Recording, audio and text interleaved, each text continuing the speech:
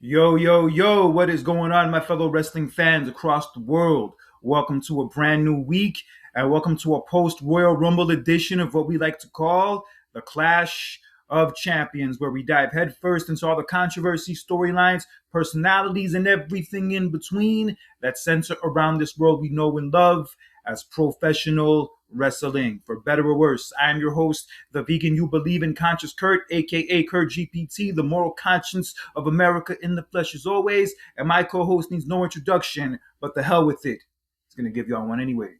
That's right, ladies and gentlemen. This is John Randall, your tag team partner, the Avenger himself, and welcome to our recap show from a monumental Royal Rumble this past Saturday and a wonderful Monday Night Raw that we just had.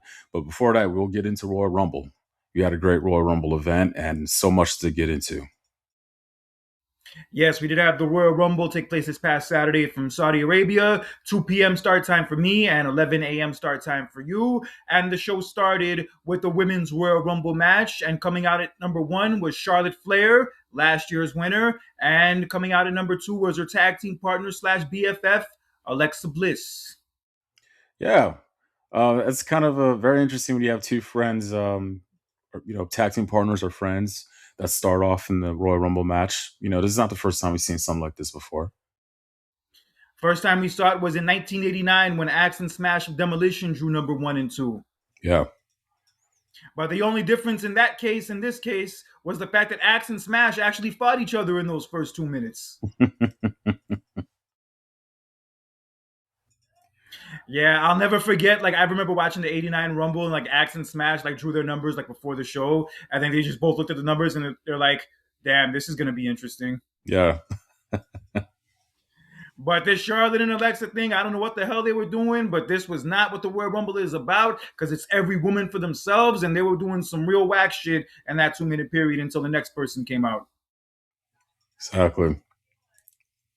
Yeah, weird. But yeah, then Nia Jax came out, Jordan Grace came out, Liv Morgan came out, Roxanne Perez, Raquel Rodriguez, you name it. Everybody was out there, Lash Legend. And there was one point where Alexa Bliss and Nia Jax fell over the top rope and they were on the apron. And Charlotte Flair knocked Nia Jax off the apron. But as she did that, she accidentally knocked Alexa Bliss off the apron. Yeah. And Alexa Bliss was eliminated. Yeah, one of the highlights of that match, though, you see two tag team partners pretty much want to be on the same page with each other, though, but accidentally, yeah, Charlotte Flair eliminates her BFF or tag team partner, whatever you want to call it, Alexa Bliss, and the look on her face said it all. But it is what it is. Hey, it's every woman for herself. Yeah, I think that's a few we're probably going to see in the next few months. But moving on, we also had Becky Lynch, the Women's Intercontinental Champion, come out. And I have to say, the way she was just eliminated randomly by Natty with no real story to it and no real real spice to it. It was just, very anticlimactic and very underwhelming because you kind of expected maybe AJ Lee to enter the Rumble also an eliminator, but that didn't happen. So yeah, for the way they just used Becky in this, how she was barely in it and she just got tossed out so unceremoniously, yeah, it was a bit of a waste. A little bit, yeah. And also, I know you hate to say I know that you were kind of disappointed though, but no Bianca Belair. Yes. Unfortunately, Bianca Belair was not in the match. I know she wasn't, announced to be in it, but you figured that maybe she would be a surprise entrant. And yes, that did not happen. So from the looks of things, it's looking like her knuckle injury is much worse than most of us thought, probably her included. Yeah, I mean, it's still early. I mean, let's hope. Hopefully, she could, be here for WrestleMania though. But she was not at the Royal Rumble, unfortunately. So. No, she was not. Yeah, there weren't really a lot of surprises as far as the women go in the Rumble, except for one that came towards the latter part of it. So as the Rumble was going on towards the latter part of it, one person who came out to join her sister Nikki Bella was the return of Brie Bella. Yeah, that got a pop. Got one of the hottest. Yeah, got one of the biggest pops of the night. It did. Yeah, so Brie Bella was in there with her sister. They teamed up for a little bit. They even eliminated Bayley and Lyra Valkyria. So that should probably lead to a match down the road. They did that. They had that going on. And one person who actually stood out in this Rumble match, I have to say, was Lash Legend. Yeah. Did she get the most eliminations, or did she was in the match the longest? If I remember, she had the most eliminations, correct? Yeah, she had the record for the most eliminations this year as she eliminated 5 people, which Mm. included the Bella Twins. The Bella Twins were eventually eliminated by her. She also eliminated Jordan Grace. She eliminated Charlotte Flair, who had the record for the longest time in the Rumble match this year at Oh, 50 minutes. that's right. And she eliminated Io Sky. Yeah. Wow. So you could say Impressive performance. Pretty much the MVP from the women's Royal Rumble match was Lash Legend. That is amazing. Yeah, she was one of the MVPs until eventually she was eliminated by Rhea Ripley. Also, I did like how Rhea Ripley eliminated Chelsea Green and also like Alba Fire as she kept like trying to sneak into the match. And then Rhea Ripley hit Roxanne Perez with a razor's edge over the top rope onto Chelsea Green and Alba Fire. Wow. Nasty. We're Brutal. gonna get into Chelsea Green a little later after what Michael Michael Hayes. Hayes said about her on the Unreal show. Yeah, we're gonna Yeah. get into that later. I can't wait to dive into that, but that's another story for another time. So yeah, the Rumble match progresses. Asuka and Kyrie are in the match, and then Kyrie tries to save Asuka from being eliminated, and it seems like she succeeded at one point, but then she gets knocked into Asuka as she's like hanging from like the apron, and Asuka ends up getting eliminated. Wow. Damn. Well, I don't feel bad because Asuka's an asshole on TV, so I just kind of had it coming. I know. It is what it is. But Yeah, so it gets down to the nitty gritty. It gets down to the last few, and actually coming in at number 30 was the returning Tiffany Stratton. wow. Yeah, Tiffany Stratton made a return for the first time since she lost her women's title to Nia Jax. Not Nia Jax, I'm sorry. Jade Cargill a couple months ago. And it's so funny, by the time the number 30 entrant came out, there was only 15 eliminations by that point. Hmm. Yeah, weird.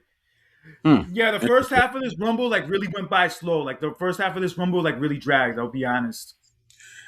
I can feel it too, and then it started to pick up towards the end. Yeah. Yeah, like once people actually started getting eliminated, like in those last few minutes, it got a lot better. Yeah. Yeah. And one of the nastiest eliminations I saw throughout the match was Raquel Rodriguez eliminating Rhea Ripley as she hit her with a Tejana bomb over the top rope, but Rhea Ripley's back hit the apron hard when she Ooh. went down. Damn. Oof. You could tell she was in pain when that happened. Damn. Oof. And as Raquel Rodriguez is like gloating about eliminating Rhea Ripley the way she did and distracted, her BFF, Liv Morgan, dunked her over the top rope and eliminated her. Every woman for herself, but that was a discussion that will be brought up the following Monday, which we'll get into later, though. But yeah. Yeah, the look on Raquel's face was priceless when she saw that Liv eliminated her. Yeah, you could definitely tell that she was ready to rip her ass apart, but admittedly so, it is every woman for herself. So Raquel would have probably done the same thing if she was in Liv's shoes, but Yeah. we'll get that into that a little bit later. So it comes down to Liv Morgan, Tiffany Stratton, and also Sol Ruka, who also had a very strong performance in this Rumble match. Yes. She was also in it for a long time and looked great. Forgot about her. Completely forgot about her. Yeah. She was in that match. Yeah. Did pretty well. She lasted long. She was like one of the last four, like you said. Yeah, she was one of the last few in there. And then all three of them went over the top rope and were on the apron. This always seems to happen when Liv Morgan's like one of the last few in the Rumble match. It's like a third time this has happened in 4 years. But in any event, yeah, so Liv Morgan, Sol Ruka, and Tiffany Stratton are all on the apron as they went over the top rope. Sol Ruka tries to jump to the top of the post to do like that soul snatcher move, but then Tiffany Stratton pushes her off and she falls to the floor, so her night is over. And then Liv and Tiffany Stratton are fighting on the apron, and then Liv does an oblivion to Tiffany Stratton on the apron and knocks her down to the floor, and that was all she wrote. Liv Morgan is your 2026 Women's Royal Rumble winner, and she is now officially going to WrestleMania for title shots. We both called it. We both said that, hey, if Bianca Belair is not going to be in it, you know what I mean? Liv Morgan is the right person to do, and who other than her to do it? She deserves it. Her coming back a couple months ago was great, but you're in the new year. You got to make a stamp for yourself, and she did it in a big way. She is now your women's Royal Rumble, and she's going to WrestleMania. to compete for the title of her choosing. So we already know who, though, but which we'll get into later, though. But yeah, well deserved. She was like the right person to win this match. Yeah, I was really happy for her because she's been in the main roster for years, and she kind of like really worked her way up from being in the Riot Squad to like doing her own solo thing as a babyface for a few years. She won Money in the Bank and then won the title back in 2022, but it didn't really go too far. And then right when this feud with Rhea started 2 years ago, that like just took her to a whole nother level, and she's been on that level ever since. And it just was very gratifying as somebody seeing her come up for all these years to see her like finally get this big moment and win the Rumble for the first time after being the runner up like 2 of the last 3 years. And in the same exact circumstances, she finally wins it this year. Yeah, I was thrilled. It was one of the more satisfying Rumble wins I've seen for the women probably ever. And yeah, there was nobody Yeah. more deserving than her. I did like seeing how emotional she got. Like, when the cameras were not on her, you could like definitely tell she was crying Mm-hmm. and, overwhelmed by what happened. Yeah. And yeah, I'm happy that it went down that way. I picked her to win. Actually, when she got injured, I figured she would come back as a babyface. But from the looks of things, she's too good as a heel to turn her babyface. So I Oh, get it. she's a better, Yeah, but she's a better heel than the babyface. big time, especially that music, it just fits her vibe perfectly as a heel. Mm-hmm. But in any event, the one thing I did notice about this Rumble match that people pointed out was the fact that all of the women, because of the fact that they all had to like wear suits and like cover their whole bodies up, looked like they were all like about to go skydiving. A few of them look like the Power Rangers. Something like that, yeah. But yeah, I just hope they don't hold any more Royal Rumbles in Saudi because it was whack to have them all have to cover themselves up. Yeah. And also, I feel like, for a big four PLE, you shouldn't have it in Saudi Arabia. I'm sorry. Just leave that for a regular PLE, like Crown Jewel or something like that, or Night of Champions. Have that in Saudi Arabia, but not one of your big four. It's just, it doesn't fit well. Nah, it doesn't at all. But in any event, Liv Morgan is your 2026 Women's Royal Rumble winner. And yeah, I'm thrilled for it. I can't wait to see what happens with her on the road to WrestleMania. But in any event, let's get on to our next match. In a match in which AJ Styles would have to retire if he loses, AJ Styles went one-on-one with the ring general, Gunther. Or also the career killer, Gunther. Yes, and Yeah. this match had a lot of high stakes. I was on the edge of my seat for it myself. It was Mm-hmm. very physical, just like the match on Raw was a few weeks ago. And Gunther was laying it in to AJ Styles with those chops, those hard hits, anything you could think of. He was throwing it at Styles, but Styles would not give up. Honestly, this match was better than their first match that they had on Raw. And the spots that they were doing were just absolutely amazing. The counters and everything when it came to that. Yeah, it was crazy stuff. And there were like certain times where Styles looked like he was done, but he still kept on going, kept on fighting. And there was one point where he was standing on top of the shoulders of Gunther, and then he like jumped over him. But then as he jumped over him, Gunther trapped him in the sleeper.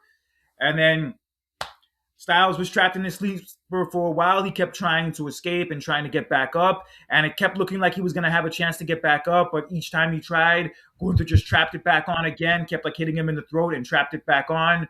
And eventually, Styles was trapped with nowhere to go, fading away in that sleeper. And eventually, the referee checked his hand to see if he can continue. And Styles showed no signs of life, and unfortunately, the referee had no choice but to stop the match and award Gunther the victory. And unfortunately, because of that, AJ Styles has now officially been retired. Goldberg, John Cena, now AJ Styles. Damn. Yeah, that's the word. That's the expression. Damn.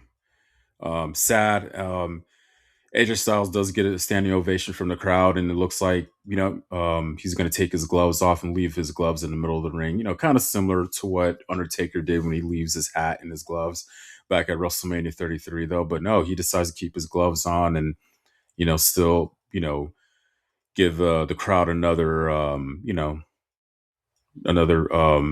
reason to get for a standing ovation. But yeah, it was very just a sad thing to see, man. You're kind of hoping that AJ Styles would be part of WrestleMania this year, and that was my concerns going into this event about the circumstances of if he's going to lose this match, he's not going to be at Mania. So I don't know, man. It was like a weird thing and a sad thing to see. Kind of funny how 10 years ago he makes his WWE debut at the same event, and then 10 years later, this is his last match in the WWE at the Royal Rumbles. But sad, man. Yeah, it was definitely sad.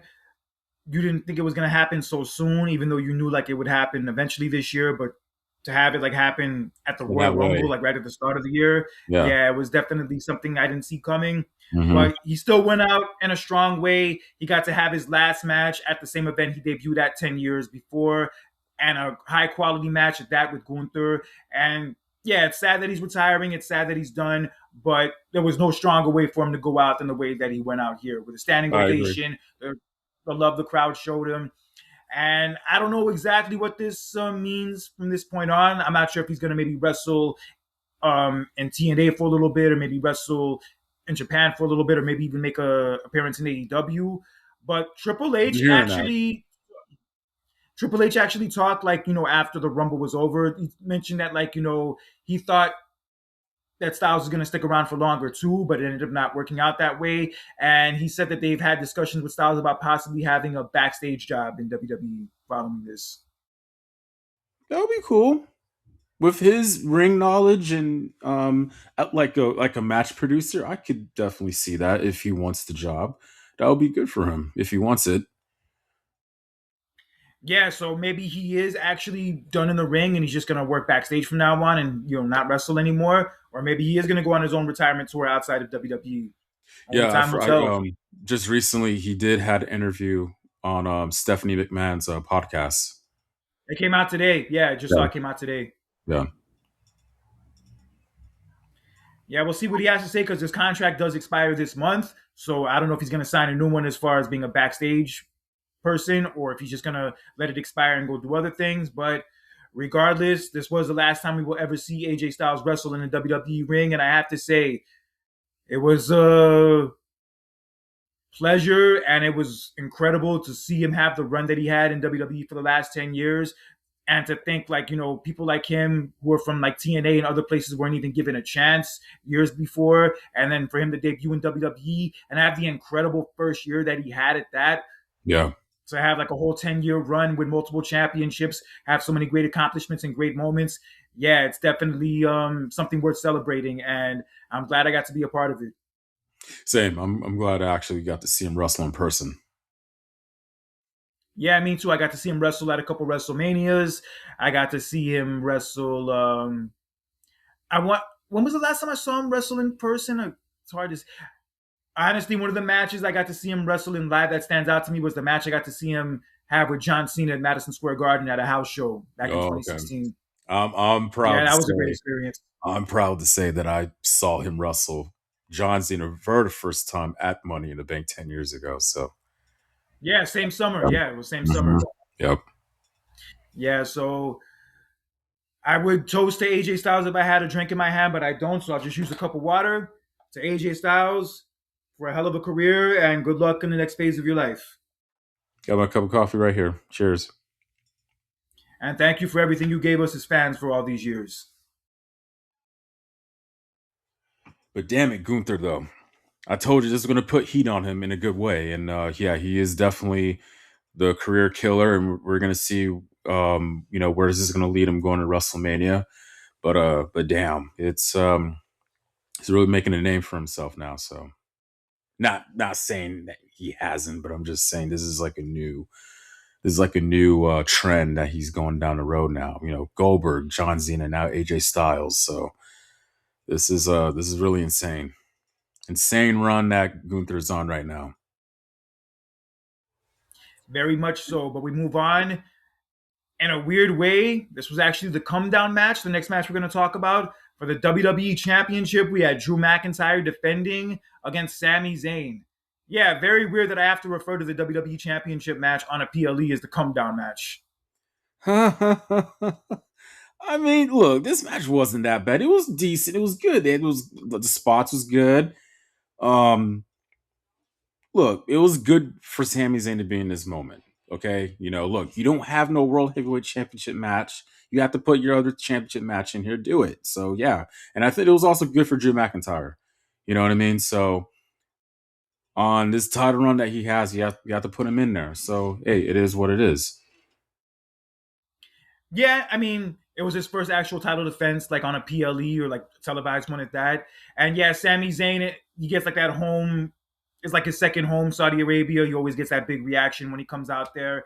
But I will say, like, this match didn't really have a lot of heat because of the fact that it was only made official the week before, and Yeah. they were only having the match because Sami Zayn was the number one contender. Like, they didn't have an actual feud going into it. But yeah, the Mm-hmm. match was still fine. Like, I didn't think the match was bad. I mean, the moves they did and the things they did in the match were good. But like I said, like there was just like no real like investment, like emotional investment, like the Gunther and AJ Styles match had. No, there wasn't because, and also you got to remember, just in general for this whole event, there wasn't really much of a build up either. They just kind of did everything late when it came to everything for this event. So, yeah, there really Yeah, they wasn't a did. whole, Yeah, big time. yeah, there wasn't a whole lot of writing into this match, sadly, like we wanted to. But at the same time, they still delivered. They still told the story in the ring, and pretty much, Gunther, got his Claiborne kicks, and you got the 1, 2, 3 cleanly, Did you say cleanly. Gunther got it? No, Hey, not Gunther got his Claymore McIntyre. kick clean. Sorry, I didn't know McIntyre. Gunther did My the bad. Claymore kick. McIntyre. Cleanly. Okay, yeah, Drew McIntyre, yeah, ultimately hit Sammy with a Claymore kick, but that wasn't enough for him. So he hit him with another Claymore kick as Sammy was trying to get up, like right in the freaking face, knocking his ass out. And that was all she wrote. Drew McIntyre picked up the win, retained his championship. Surprise, surprise. And we'll see where he goes going into WrestleMania season. But I think It's a big we question. know where that's going to be. Yeah, especially after what happened later that night. Ooh, oh my God. I got so much to talk about when it comes to that match. Yes, but getting into the main event, we had the men's Royal Rumble taking place. And during the Royal Rumble kickoff show, Adam Pearce was sitting at the panel talking to everybody. And then Paul Heyman randomly confronts him about the fact that Bron Breakker drew number 2 in the Rumble match. And he was like getting in his face, and it became like this whole big thing. So, yes, the Rumble match started with Obafemi coming out as number 1 with his Dunkin' Donut Munchkins necklace that he was rocking. He came out as number 1. Hey, but the dopest entrance ever. Come on, I love that guy now. Yeah, it's a great entrance. Yo, that Yeah. presentation is incredible. Hell yeah. So he comes out as number 1. And at number 2, Bron Breakker, the man we both picked to win the Royal Rumble. Number 2. And damn, yeah, he came out. And damn, considering that we both picked him, how How? wrong we would be with our predictions. I mean, look. It's possible. That's a great story to tell. You come in at either number 1 or 2 and you win the Royal Rumble with the odds stacked against you, especially what's been going on the past couple of weeks between him and Adam Pearce. I mean, come on, it's a good story to tell. But you were right, Dan. We were wrong because as Bron Breakker was making his way to the ring, he gets attacked by an unknown Max Man. Another damn masked man. How many freaking masked men do they have coming out around WWE? This is worse than the And damn Ghostface motherfuckers from Scream. they got so many Max Men in rotation, just like the Ghostface people from Screen, man. Just so much in rotation. But yeah, this dude gets attacked.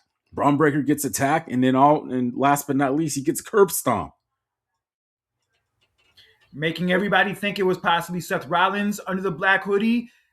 Although Seth Rollins said he wasn't going to be there because he had daddy duties with his daughter. Mm, But who knows?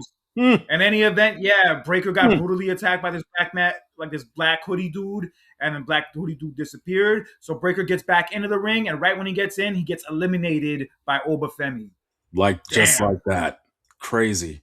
Like that was like the shocker of the night. Like it was one of the shockers of the night because I was for a month. I was like, he's gonna win the Royal Rumble, and then just like that, less than a minute, he gets eliminated. I'm just like, well, damn, who's gonna win this now?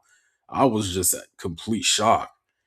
But Yeah, I was surprised they went in this direction, and I did not see that coming at all. I no, seriously thought Breaker was like one of the heavy favorites, and they just had him get eliminated like that. yeah, just like that I just in that fashion. Well, That's considering just. that he's not going to be in the title match at WrestleMania this year anymore, they better have a damn good backup plan for him, I think I especially after mean, this. yeah, I think I know what plan they're going, but we're not going to get into that though. But yeah, that is so crazy, man. But yeah, Obafemi,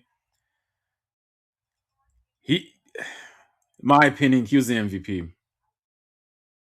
Yeah, he lasted the longest in the Rumble match, and he had a bunch of eliminations. He eliminated like Five. 5 people in a row. He Yep. eliminated Rusev. He eliminated Rey Mysterio, among a few other people. Yeah, he was on a tear. Yeah, he lasted a hot Yeah. minute in this match. He was on a tear until Brock Lesnar showed up. Yeah, we'll get into Brock Lesnar in a few minutes, but we did have the appearance of El Grande Americano in the Rumble match. And right after him was original El Grande Americano coming out. What We the haven't seen in hell? 6 months. Yeah. What the hell? But hey, he recovered and Looking he's jacked back. as ever. Yeah. So original Americano eliminated El Grande Americano. So that was that. We're definitely getting probably a mask versus mask match at WrestleMania from this, but it was cool to see the two of them interact with each other. It was definitely one of the better parts of the Rumble match, in all honesty. Funny parts, So yeah. yeah, yeah. So yeah, we had Cody Rhodes come in, we had Trick Williams come in, we had Jacob Fatu come in. It was great to see that Jacob Fatu and Cody Rhodes feud play out in the Rumble match as Oh well. hell And then yeah. Ooh. eventually we did have Brock Lesnar come in. Brock Lesnar went on a tear with his damn German suplexes, all that good stuff that he always does. And Ilya Dragunov was trying to chop the hell out of him multiple times, but Brock Lesnar was having none of it, I and he don't just know. threw Threw his him ass over over the top rope. easily. Toss him like a bag of Yeah, potatoes. threw his ass out like he was nothing. And then he did eliminate Obafemi, which was a bit of a disappointment considering how Yeah. dominant Obafemi was in the match. And also another surprise appearance we had in the Rumble match, the newest signee to WWE from AEW, Powerhouse Hobbs, now going under the name of Royce Keys. Yeah, I heard about that. Yeah. He made his Royal Rumble debut, yeah. And his WWE debut with that. So yeah, he was in the Mm-hmm. Rumble match for a few minutes as well. I'm gonna see what happens with him in the next few months. And yeah, Brock Lesnar eliminates Obafemi with like no real story behind it. It's like very underwhelming, and Well, yeah, they not were much to it. well, okay, so prior to that, they were kind of like somewhat telling a story between the two because they had a standoff a couple of times and then it got interrupted. And then when they finally got into it, yeah, Brock Lesnar was dominant, got some suplexes on him, but then Obafemi turned around and got a clothesline on him. But yeah, it ended up resulting in Brock Lesnar sadly eliminating him. I potentially could see these two going at it at WrestleMania with each other, from what I'm hearing, though. But yeah. Yeah, it's very possible. Hopefully, it does happen, but we Mm-hmm. got to see in the next 2 months. And then Jay Uso comes out at one point, and as Jay Uso was making his entrance, Brock Lesnar gets double clothesline over the top rope and eliminated unceremoniously by Cody Rhodes. And also LA Knight, who had returned earlier in the Rumble match and attacked all the members of the Vision. That was a Got shocker to too, mention that. though. I don't know, was the fact because Lesnar got eliminated, like kind of you could say like that early, or the fact that how he got eliminated. It was whack. There was nothing to it. It was just random out of nowhere. There was no attention played to it, no story played to it. Yeah, it sucked. Obafemi would have been a better person to eliminate, I or Jacob agree. Fatu, than Yeah, just what they did there. That was whack. That was a yeah, very anticlimactic way to throw him out of there. And I yeah, I agree. thought he was gonna maybe attack Jey Uso afterwards or go back in the ring and start raising hell, but nothing. Yeah, he did jack shit afterwards. I agree. It was just unceremoniously eliminated like that. I don't know, man. Yeah, this Brock Lesnar return ever since he came back at SummerSlam, honestly, yeah, it's been pretty whack for the most part. We're gonna see how it is for him going to WrestleMania. So I don't even care if he's on the show or not, to be honest with you. doesn't matter regardless of who he works with. As I mean, If it's I would Obafemi, like to you'll think it be would. invested. Yeah, I will to a degree, as long as it's an actual like competitive good match, as opposed to like just being Brock Lesnar suplex spree and then just the F5 and that's it. No, no, Yeah, no. so if they're gonna do that match, they better have some plans, which I think they will. But in any event, so the Rumble match goes on. We have Randy Orton come in, we have Penta come in, and the douchebag fuck Logan Paul was also in there. And then ultimately at number 30 coming into the Rumble was none Gunther. other than Gunther, the Oh, man and who you forgot. retired. Also you forgot Roman Reigns came in earlier. Yes, Roman Reigns had come in at some point. He was like kind of like yeeting with Jey Uso, acting like he was going to Oh feud with yeah. them until he ultimately attacked him because Jey Uso's dumbass decided to do the yeeting thing again in the middle of the damn Rumble match. So then Thank you, Roman Roman eventually Reigns. attacked him. Yeah, thank you, Roman Reigns. He eventually made good work of his cousin Jay and threw him out of the Rumble match. And Jey Uso would not be a back-to-back Rumble winner. Look, I don't care about that. It's the fact that you were thinking about Eaton in the middle of a Royal Rumble match on your chance to go to WrestleMania. We don't have the time for that. Get that nonsense out of here. Yeah, Thank you, Roman Reigns, for getting rid of his ass. Yeah, yeah. Thank that's you. the Thank you that's for the that. reason why he's not the champion anymore. That's the reason why he's not the champion anymore because he doesn't know when to be serious. Sometimes it's necessary to be serious. He looked like he was going to be serious, but not anymore. Now since he's reunited with his brother Jimmy, now and they're tag Brother team Jimmy. champions. So hey, I've heard a lot of people. I've heard a lot of people say that, like looking back at it now, the decision to have him win the Rumble last year didn't age well. wow. I mean, Yeah, and especially the decision to have him beat Gunther by making him tap out. submission. Oh Yeah, God. the sleeper. That Oh also didn't my age well. God. I literally want to forget about that now. Ooh, Yeah, wow. but in any event, yeah, so the Rumble's going on, and then Cody Rhodes is trying to keep himself from being eliminated. He's like holding on to the top rope. He's trying to put himself back in, kind of like how Shawn Michaels used to do. But as he's attempting to do this, Drew McIntyre out of nowhere shows up and hits him with a Claymore and causes Yeah. him to fall out and be eliminated. I'm telling you what, man. Like of all the Royal Rumble, it's been a while since I've seen a men's Royal Rumble where there's chaos with that included. Just so much going on. And look, a lot of writings on the wall moving forward. I cannot wait for Friday, no, for SmackDown this upcoming Friday. Drew McIntyre interfering and costing Cody Rhodes to win the Royal Rumble. Oh my God.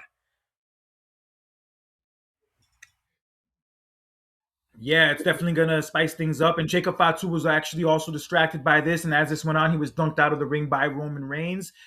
And I was very bummed out when this happened because after Breakker got eliminated, I was thinking maybe they'll give it to somebody like Jacob Fatu. Maybe Jacob Fatu will win. Or even LA Knight. I was thinking LA Knight might have a chance to win, but then he also got eliminated too.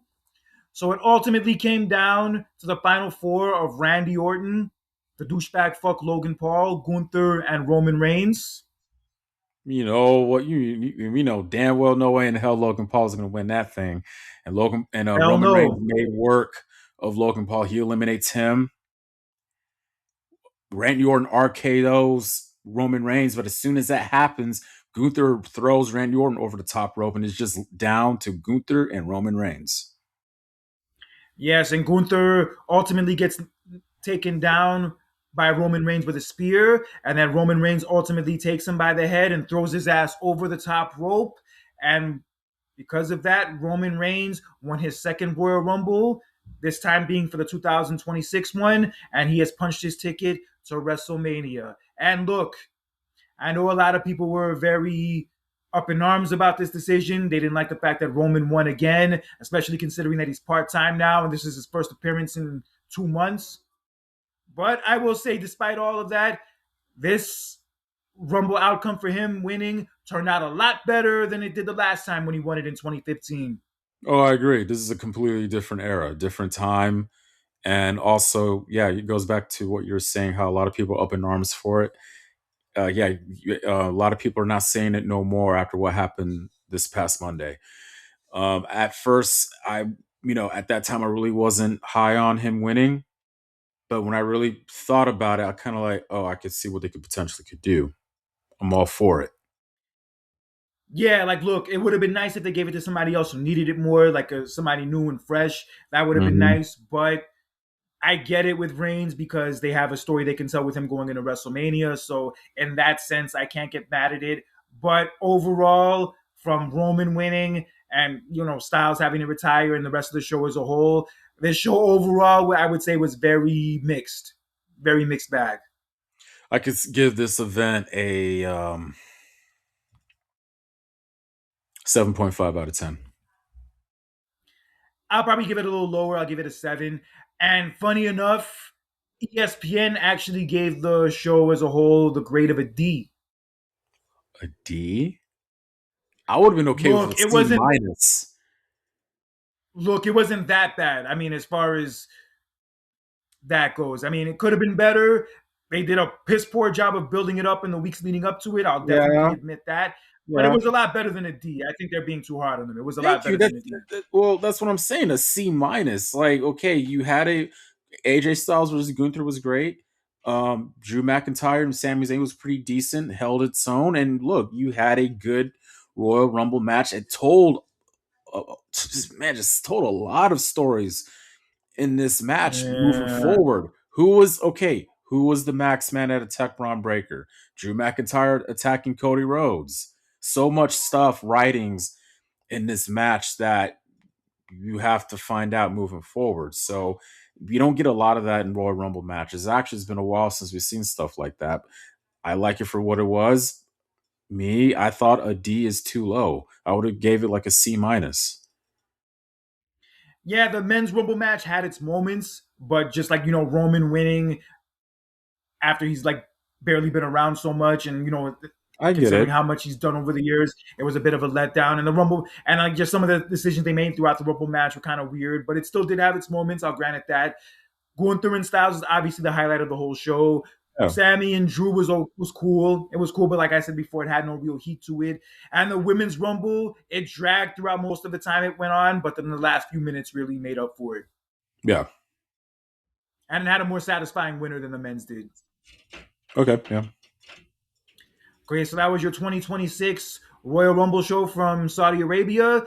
Mixed bag overall, but it was what it was. And now we move on to the following Monday on Raw. And the show opened with Bron Breakker coming to Oh, ringside and raising all kinds of hell. This wow. dude I flipped saw. over the damn this dude flipped over the damn announce table. He starts like getting in Michael Cole's face, getting in Corey Graves' face, asks for a microphone. Didn't say the F word like his uncle did back in Survivor Series '02, but asked for the damn microphone. Demanded that Adam Pearce come out there and confronts him right then and there. The Vision members came out to try to hold him back and restrain him, and it wasn't working. And then Adam Pearce comes out with like all these security guards, like, standing in between him at the front of the aisleway. And he says, like, yo, you drew number 2. That was you who drew that number. I didn't draw it for you. It was you. And He's then he right. said, I'm You're going to right. do you. Yeah, then he basically says that, yeah, the last time a masked man in a hoodie showed up, it turned out to be Austin Theory. And Oh then he yeah. starts looking at Theory all Good point. suspiciously. Good And point. then Adam Pearce says, I'm gonna do you a favor. I'm gonna do you a favor. He says, I'm gonna let you keep your job after how piss poor of a performance you put on in the Rumble match. And then Breakker loses his damn mind. After this, he tries to get at Pierce. The security guards are holding him back. The Vision members are holding him back, or whichever ones are outside the ring at least. And as this is going on, LA Knight shows up and lays out Theory and also Logan Paul with a chair, and then escapes before Breakker could get to him. Crazy way to start the show, man. I'm telling you, man. All Very that crazy way stuff. to start the show. Very like I'm telling you that was so. That's why I like that Rumble match. I like Rumble matches when there's like chaos that's going on, so you could foretell, you continue your storytelling moving forward. Like who was the guy who attacked Bron Breakker? Who was it? Was it potentially could have been Adam Pearce that could have done it? For all Fuck we out of know. here. Oh come on, come on. The thing I'm gonna say about that whole storyline is this: if it turns out to be anybody else other than Seth Rollins, this whole thing is a waste. Of course. I mean, we smart enough to know. We kind of know who it is. I mean, come on. Who else would it be? Who else? Come on. Like if it's Logan Paul or if it ends up being Adam Oh Pearce, then that was a waste. Like what they did no. with him at the Royal Rumble was for nothing. If it Yeah. turns out to be one of those Trust, guys, trust me. I have a feeling I know who it is. So, but if it turns out to be Seth Rollins and they have Rollins against Breakker at WrestleMania, yeah, okay, fine, that that's works. exactly. But I mean, who else would it be other than him? It would be stupid.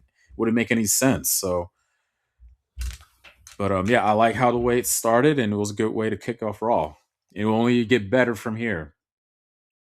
Yeah, so later in the night, we did have Penta go one-on-one with Bronson Reed. And as Bronson Reed had the match won, he laid out Penta with a tsunami and he was attempting to get a chair, but the referee was down as this was happening.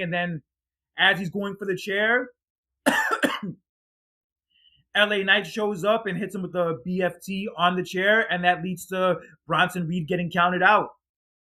Wow. Damn, we rarely see count out finishes in WWE that much these days, but in situations like this, I feel like it's well used. Mm-hmm. I agree.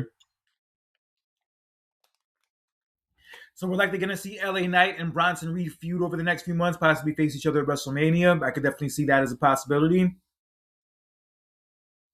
And also on Raw, we had the return of Intercontinental Champion Dominic Mysterio, who Yes. came out to introduce the winner of the 2026 Women's Royal Rumble, his boo thang, Liv Morgan. And she came out wearing this shirt saying, "Hot women love Dominic Mysterio," wearing these short shorts, getting all kinds of attention. And then she comes into the ring, gives Dominic a big hug, and she's like, gloating about a Rumble win.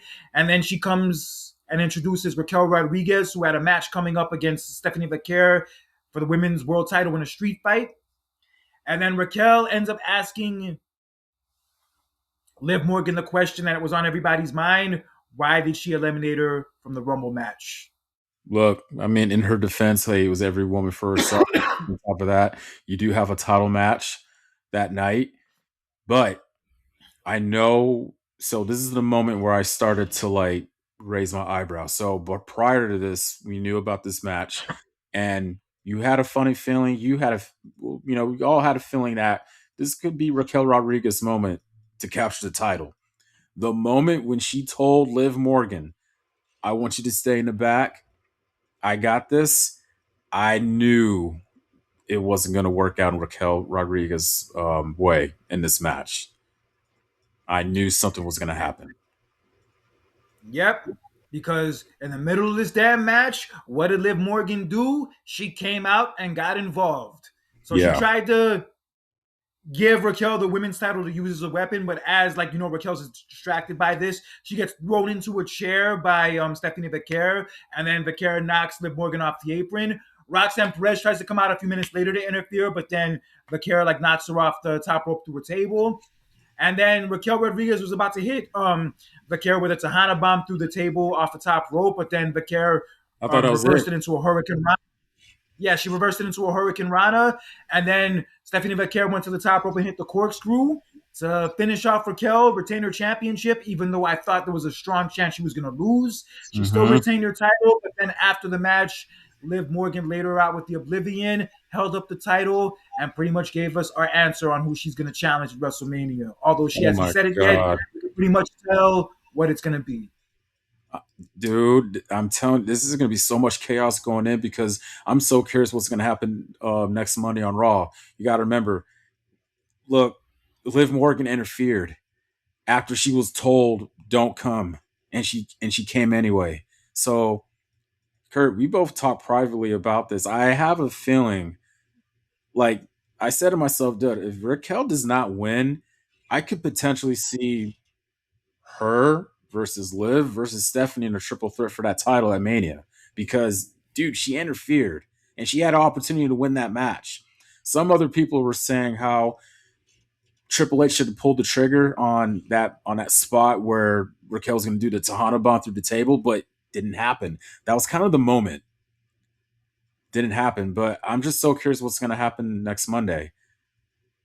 We specifically told her not to. She specifically told her don't interfere, and she did. Yeah, she has every right to be pissed off, and she is going to definitely let Liv have it on Monday. I'm looking forward to seeing what the fireworks are going to look like coming out of that situation. But Raquel is definitely going to be involved in this one way or another. Thank you. Oh my God, yes, I want her to be, and I love Stephanie Valkyr. If it does happen, Kurt, which I hope, I love Stephanie Valkyr. I do. But oh my God, the wild card will be Raquel Rodriguez, and how shocking it would be, and delighted if she did win that match. But that remains to be seen. But Liv Morgan will challenge Stephanie Valkyr for that title at WrestleMania for as of right now. She said she's going to go to SmackDown Friday to kind of check out Jade Cargill, but from how everything looked in this whole scenario, it's clear that she's going to challenge for the women's world title. Yeah, that was prior to all this nonsense happening. Huh. She'll probably still be at SmackDown tomorrow anyway, but we'll see how that goes. But yeah, I definitely see this as like either being the Kerr against Liv at WrestleMania, or they'll do a 3-way, or maybe they'll do Anyway, a 4-way and add Roxanne Perez too. yeah, That could I don't happen. know. If Roxanne got, I don't know how that'll happen. I feel like she'll be like the weak link, or the just, I don't know how that happened. But hey, They could build tension between her and Liv again with Dominic. They could do something like that with oh, them in the next few months, and then she could get like added into the mix. Yeah, they could do a lot of things with this in the next 2 months. I have to say, this storyline looks very intriguing, and I'm looking it forward to does. seeing how they Yes. play it out in the next couple weeks. Oh yeah. Yeah, So great Raw's match slowly getting though. better. Raw's But it was a great match. uh, I liked it. that's not the opinion. That's not the opinion of most people who watched it. I don't care. It was a good match. It was just, I think everybody's bugging out because of the finish. Everybody was bugging out Well, about the finish and more about the it has match nothing to do itself. with it had nothing to do with that. It was the fact that it kind of went on a little too long. That was one Uh, thing about it that people hmm. weren't happy with. And also there was just certain parts of the match, like certain spots in the match, like didn't look like they went the way they were supposed to. Oh, the table didn't give out when Stephanie Yeah, fucked like the with. Hurricane Rana Yeah, spot. yeah, yeah, I mean, look, they definitely beat the hell out of each other. I'm not going to deny that. They yeah. definitely went hard. But yeah, just for whatever reason, like I can't like really say I loved it the way I loved other matches. But it was still fine. Like I didn't hate it. I didn't hate it like everybody else did. But Hmm. I can't say that I was like jumping for joy and like saying this is the best match ever from watching No. it. But one thing that did have me excited and did have me jumping for joy when I watched it on Raw was the main event segment between CM Punk and Roman Reigns. Oh, well, first it was Roman Reigns that was coming out there pretty much to, well, just talk. What are your opinions? Who are you picking for WrestleMania? Who are you going to challenge? Should I challenge? Should he challenge Drew McIntyre for the WWE Championship, or should he challenge CM Punk? He was pretty much talking about how coming to the city of Philadelphia is like a pretty much like a full circle moment, because if you guys remember, he did win his first Royal Rumble in 2015. He did win his first championship in the city of Philadelphia. And it was a completely different time wherein the crowd did not like Roman Reigns, did not accept Roman Reigns. And now you come full circle. You come in as the Royal Rumble winner, and now you're beloved and acknowledged as your tribal chief. So what was going to be his decision? Drew McIntyre or CM Punk? And before he made that decision, he was interrupted by CM Punk. But it was funny how the way that segment started, because he didn't really go straight after Roman Reigns. He literally went to the camera and pretty much talked about Finn Balor. You could see the look on Roman Reigns' face and pretty much like, why do you just interrupt me so you could talk about somebody else? Yeah, it was mad disrespectful, but that's Punk for you. That's how he does Oh, things. come on. That's Punk. Come on. Of course. All right, but in any event, so yeah, Punk basically goes off and calls Roman Reigns basically a guest on his show, which is true because Punk's been the fighting champion these last few months, and Yeah. actually been around a lot more than Roman Reigns has been. And then he talked about how like Reigns followed in his footsteps over the last 10 years, and he gave him congratulations that he succeeded, but he still can't do it better than him.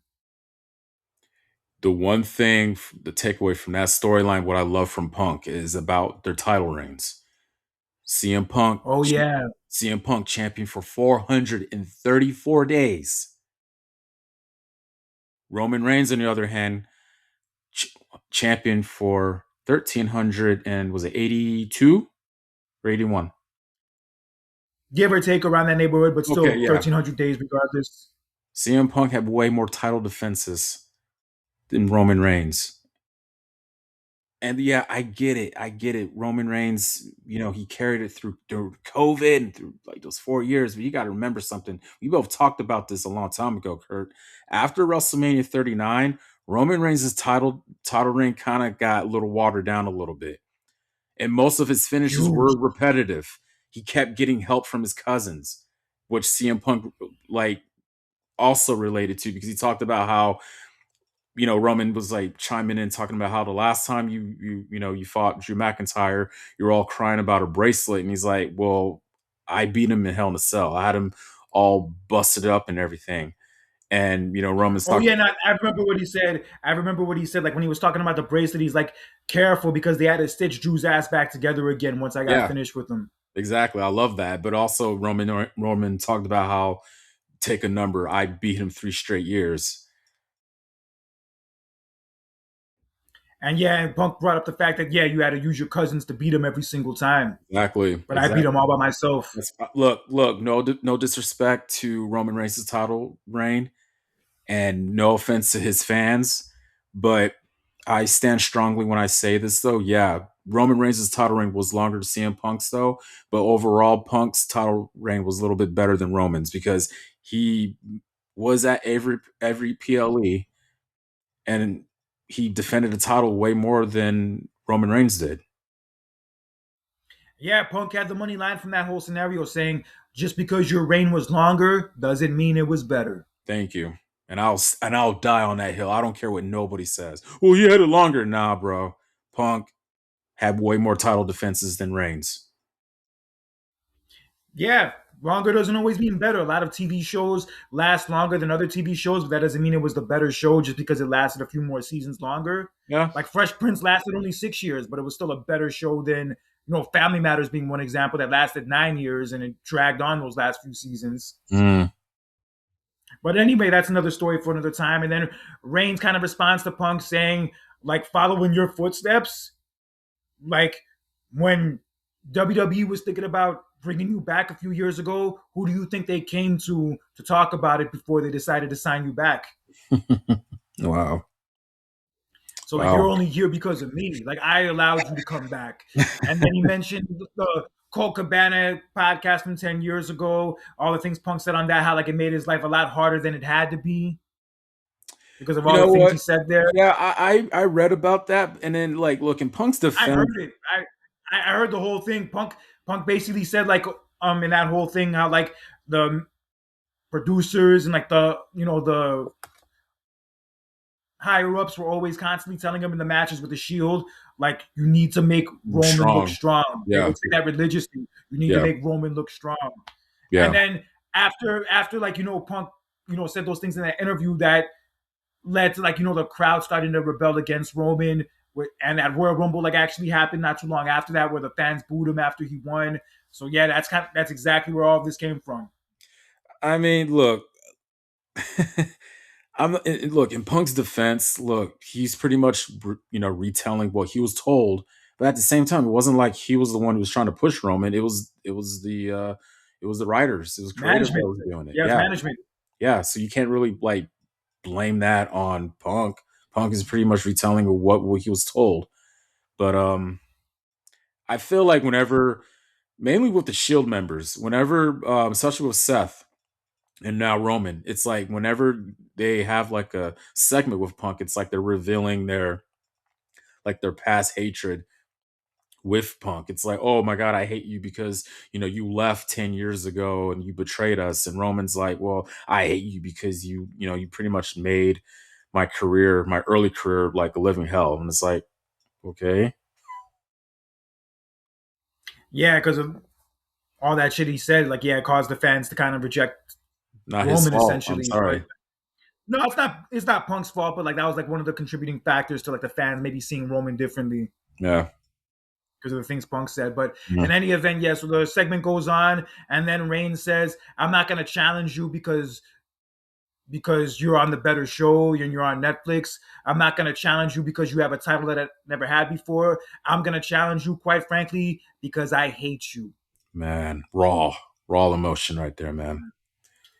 And then he said WrestleMania is going to be the best day of his life because that's going to be the day when Punk finally has no choice but to acknowledge him. And he And then he just mic dropped the drop mic, left, walked away, and that was all she wrote. and Yo, it this official. segment alone sold the main event for WrestleMania. This segment alone. Thank you. And Kurt, that segment alone pretty much told me that I have a strong feeling, and we're only in January. Well, February, sorry, February, right? I have a funny feeling, and I'm confident that WrestleMania 42 is going to be better than last year's. Yeah. Now, the And way things are already, shaping up, and also with this match made official, that is CM Punk versus Roman Reigns for the World Heavyweight Championship, I am sold. And I've already made a decision. I think I already told you already. I said like right after the Royal Rumble that I'm gonna go to Sunday. I'm gonna go to night 2. Great. That's awesome. Like, dude, like just the it's stuff like this. It's segments like this. Is why I love professional wrestling. So much raw emotion in this segment.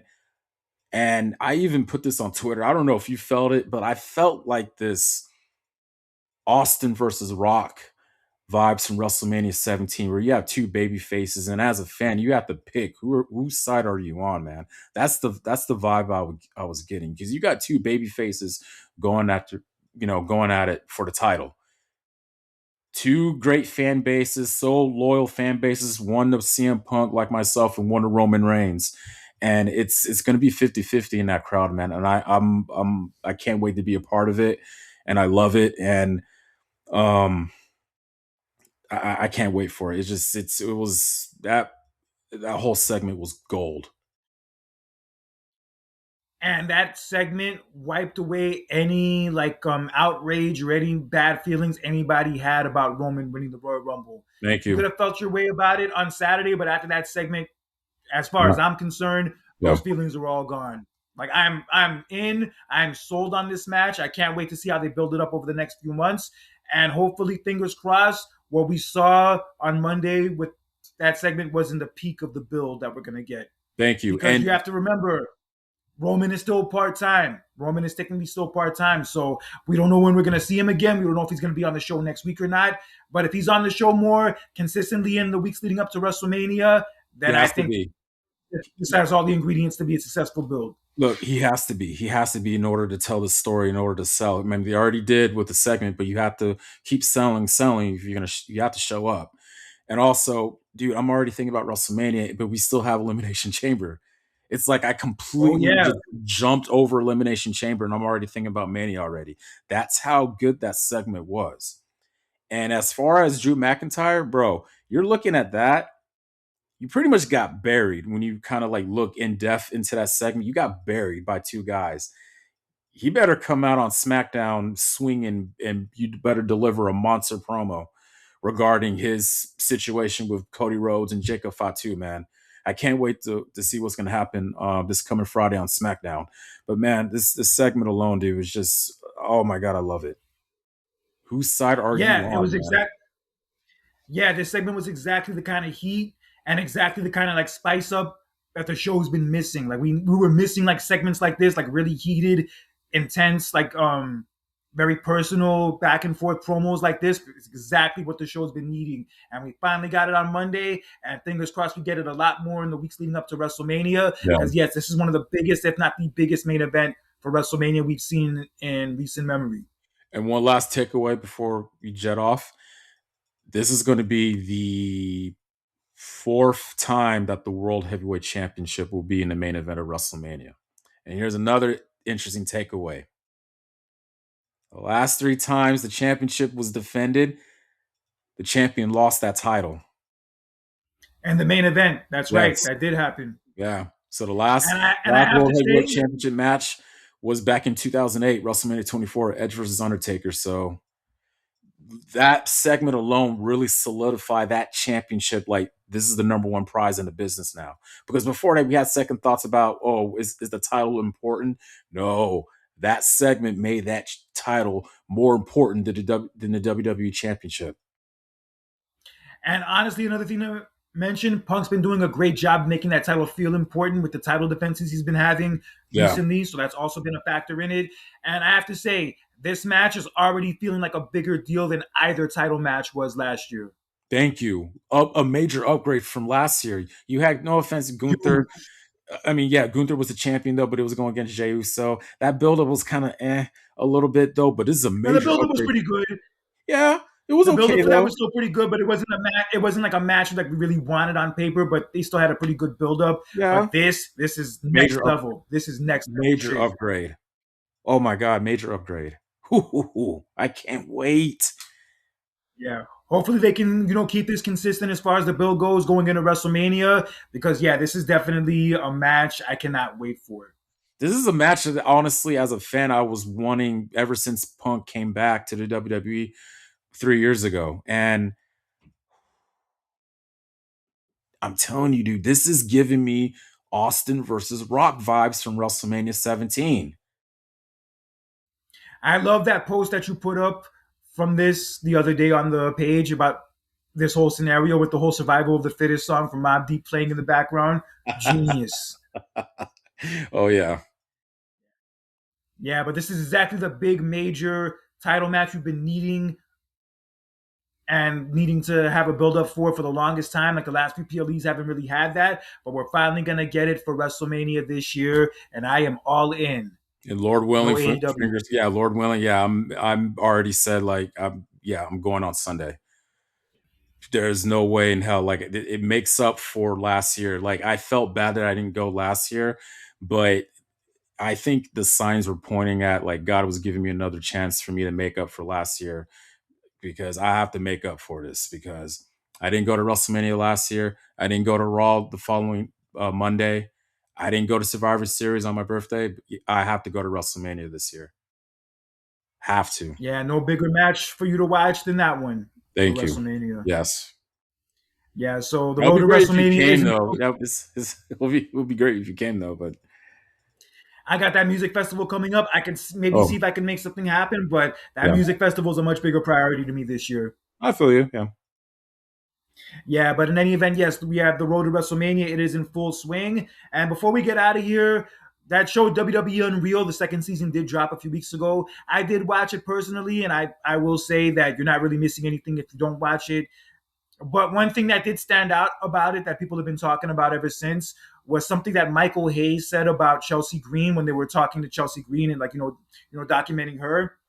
Michael Hayes basically said that Chelsea Green's like not on the same level as the top girls like Charlotte, Bianca Belair, Tiffany Stratton, etc. And basically said like her only purpose and like her only real role is to make the other women look good. That's messed up, man. You got to put your confidence in your talent, and it's all about it's all about putting your faith into your talents. Like, come on, she's a former women's U.S. champion, correct? Two time. And you're saying that there's nothing you do with her? Come on, that's a messed up thing to say. I've always been saying for the creative, and I'm just now saying this now. I think you need to get more younger creative in there. Yeah, get rid of Michael Hayes, get rid of Bruce Pritchard. Yeah, we need some new fresh faces. Younger. Yeah, because that was just a bad take, son. And Chelsea Green even went off on him when she talked about it a few days ago. She basically said how upset and frustrated she was that somebody that she worked with like actually said that about her, and the fact that she always wanted to keep the hope alive that she could eventually reach the next level and progress to the next level, and to have like one of the people in charge of her like literally say that she won't and that she's not capable of it. Yeah, it's a punch to the gut. It is slap to the face, man. Especially when you're putting a lot of hard work in what you're doing, and you're being told that doesn't really have it what it takes. You're not good I enough. don't know, man. That show's not good, man. It reveals a lot of stuff that doesn't need to be said. But hey, you know, mm, Yeah, just a dumb take by Michael Hayes. He wasn't even drunk when he said it, as far no, as I know. no, But yeah, just a ridiculous take, and yeah, he deserves to be called out for it. Yeah, and I hope Chelsea Green ends up progressing to that next level, becomes the women's world champion at some point, and she rubs it in his face. hey, Yeah, and also, and getting into other news, Ava, who was the general manager on NXT for the last couple years, also the daughter of The Rock, she announced last week that she will not be renewing her contract, and she is now done with WWE. oh wow, okay, And she wasted no time after, announcing that she's not re-signing with WWE to let out some of her views on the whole political situation going on in this country. As she said in a tweet that she's finally able to say this out loud with a full chest: fuck ICE and this whole administration. or ice out in the words of Bad Bunny at the Grammys.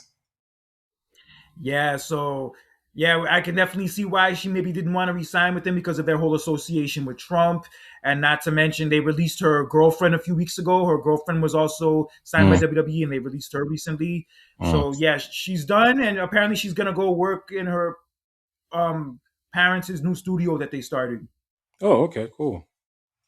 Yeah, apparently The Rock and Danny Garcia were starting like a new studio, and apparently she's gonna go work there. That's fine. She's 24 years old. She wasn't really trying to be a wrestler anyway. She like wanted to just be more of the GM for NXT. And now that her contract's up and she's still young and wants to do more with her life, yeah, it's fair. She can go explore and Good not be for her. tied down to one place and live her life. Good for her. Yeah, but that Grammys last Sunday, no lie, bro. I said it on my Facebook post the other day. That wasn't the Grammys. That was a damn fuck ice rally from start to finish. I mean, could you blame him? I mean, come on, everybody had emotions, especially what's been going on the past, month or so. You know what I mean? So you can't blame them for saying it, and yeah, they let their opinions out of how they felt, and I don't blame them. Yeah, this whole ice thing is definitely fucked up on so many levels. Just to have these dudes like targeting random people and like saying, "Where's your papers? Where's your papers?" Not and only that, throwing them into these damn cages.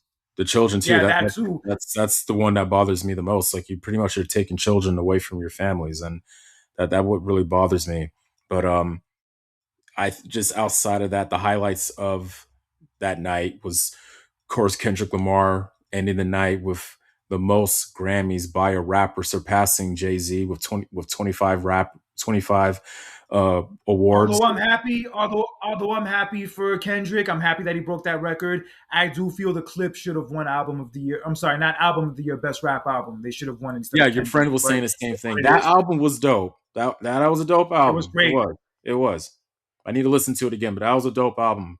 I'm glad that it came back though. But yeah, he won best rap album, record of the year, and did he win another one, or you just won two that night? Or Kendrick. yeah, I think he won four at least because they said he needed four to surpass Jay Z. So I'm sure he won at least four. okay. But the highlight of the night, my boy Benito Bad Bunny, ladies and gentlemen, that's right. He came out on top, man. Of course, he won Grammy for Best Urbano Latino Album. He won, and also more importantly, he won Album of the Year. That was the one that I wanted the most out of all, making the first Latin recorded album to win a Grammy for Album of the Year. That is amazing. I'm not Latino though, but hey, this is a W for all Latinos.